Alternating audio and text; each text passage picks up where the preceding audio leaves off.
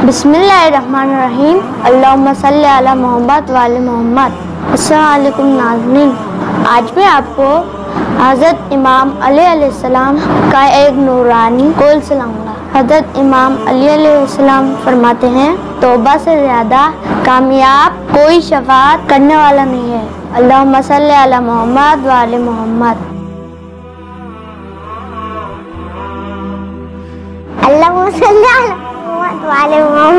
अस्सलाम वालेकुम नाज़रीन, मेरा नाम निसार अब्बास है। मैं आज आपको हज़रत इमाम अली अलैहिस्सलाम का एक नूरानी कौल सुनाऊंगा। बिस्मिल्लाहिर्रहमानिर्रहीम।